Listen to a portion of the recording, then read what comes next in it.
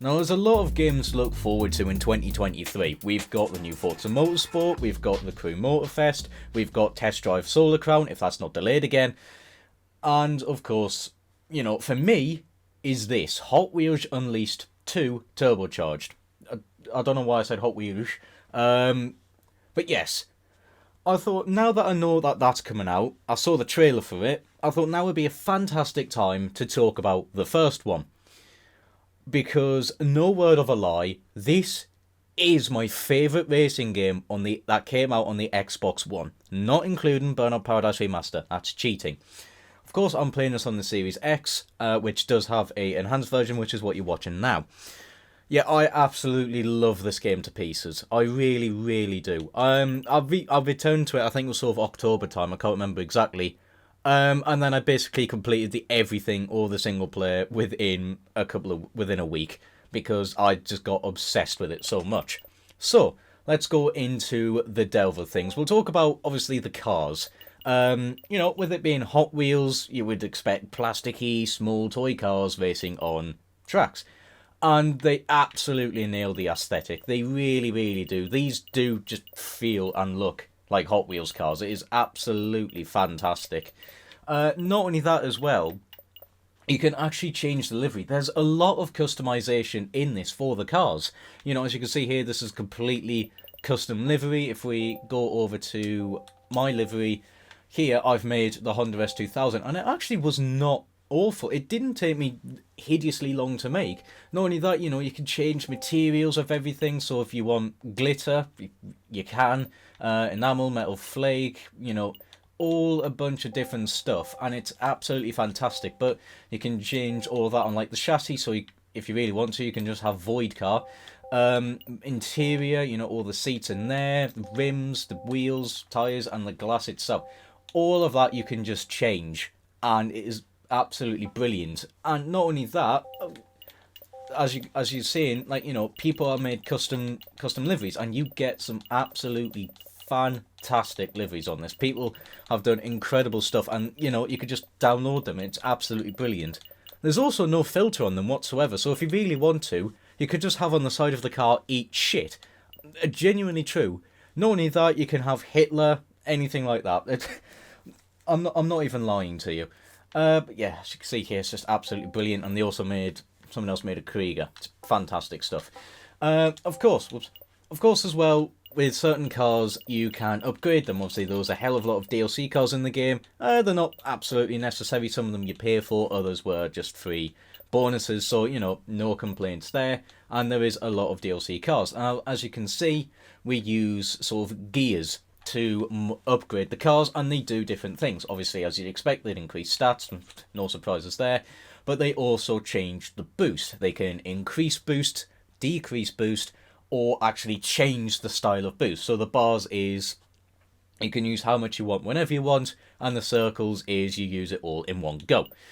And that's it really. To get gears, obviously you just scrap cars, or certain rewards in here you would get gears. As you can see here, if you win this boss race, you get gears.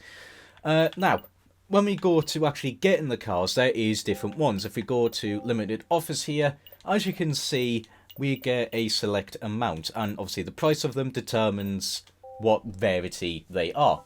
Now this resets, I think it's every 1.5 hours when you are playing the game. So it doesn't just reset every hour and a half, you have to be on the game itself for it to then reset. Which, if you enjoy the game a lot, that's not a problem. Or you can get these loot boxes. Yes, it was at that time when loot boxes were a massive thing.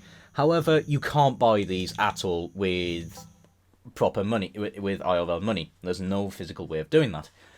Now, the main improvement actually with the loot boxes is when this game came out, I think it was a couple of years ago, 21, each race you only won, if you came first place, you only got 50 coins.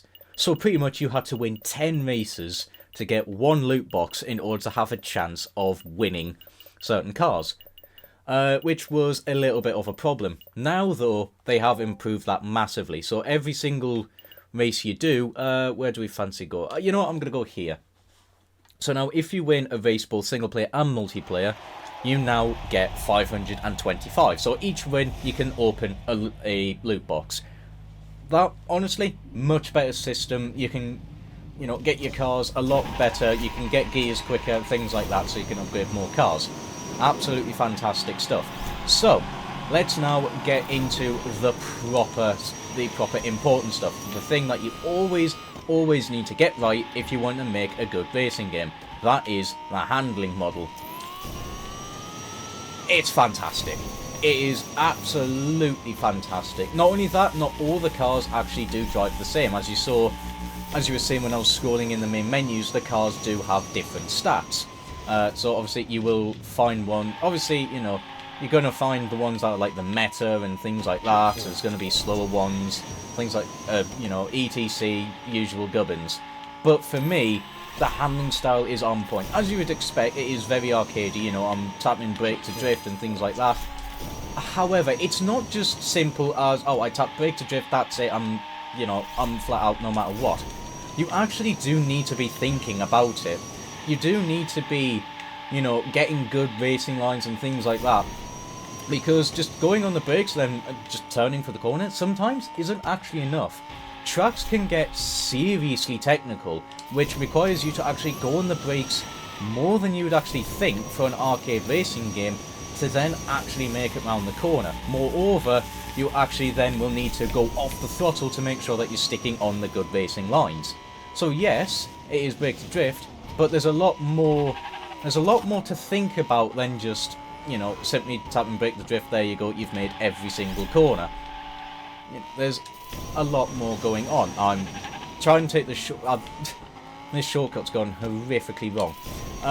So yeah, you know, that's a little bit about the handling. Absolutely fantastic. Not only that as well, cars will drive differently. There are some cars, you know, obviously one of the expansions you get monster trucks.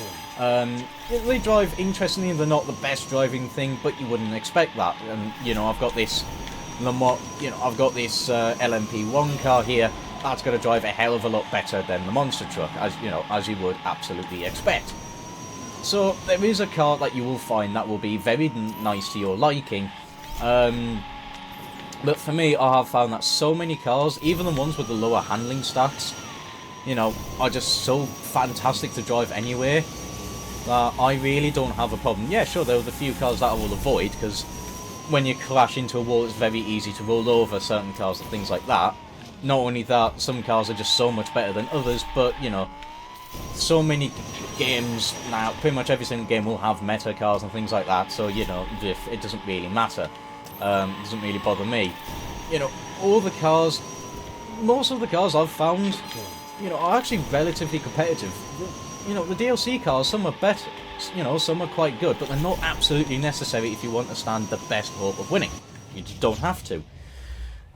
So yeah, the handling, absolutely fantastic. The cars do drive differently. The air physics as well. I'm trying to remember what track it is. I can't remember. I really don't know where it is. There's one of these tracks there's one of the tracks where you have to, where you are upside down and you go off. It is a magnetic thing, and you have to use the right stick to actually angle your car mid-flight. That's how you sort of do the rolls and things like that. So you can actually control your car a hell of a lot in the air. You can change, you know, left stick you can change if you're going left and right, and then obviously with the right stick you can change the entire roll angle. I didn't get enough airtime there.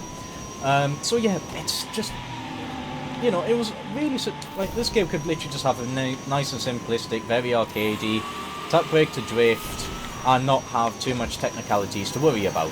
But the fact that they have gone this really big extra mile to give you so much freedom with this handling model is absolutely fantastic. I mean, for me, what elevates it against so many other arcade racing games, just for the fact of the amount of freedom you absolutely have. Now, we'll talk about the tracks. I'm actually just... yeah, I'll just go through that. Doesn't really bother me. Obviously, the track designs, they're absolutely brilliant as well. You know, they'll have their own obstacles that you need to avoid and things like that. That shortcut went absolutely wrong. I'm going to restart that one. Yeah, they've all got their little obstacles that you have to avoid that dragon there. If you drive through the fire, you get slowed down massively for a couple of seconds. There's a spider one that fires webs, that if you drive into them, you know, your car will become stationary for a good amount of time. Unless, of course, you're driving the monster trucks, which, in case you do, ignore the little obstacles and things, some of the obstacles and things like that. That little wall, for instance, stops you a hell of a lot. Yeah, and not only that, pretty much I don't think there's a single track here that I absolutely dislike. They are all absolutely brilliant to drive around, very rewarding to get right. Not only that, a good amount of the tracks have shortcuts. Now, not all of them do. Some of them look like they'll have shortcuts, but there's invisible checkpoints. Some of them are a little bit more obvious. Like, for instance, this one here. So I can just go there, respawn, massive shortcut. And I do actually really like that. You know, the fact that, like I said, not all the tracks have them, but you are rewarded for sort of looking, for sort of paying attention. Where you can get some absolute massive skips. Again, absolutely fantastic stuff. And it just adds another layer of skill to it. You know, your experience is being rewarded by looking, you know, sort of looking around, seeing where you can get little skips, and it turns out you can save yourself a good amount of seconds. And in multiplayer, you know, it can potentially even get you the win if you do the shortcuts effectively.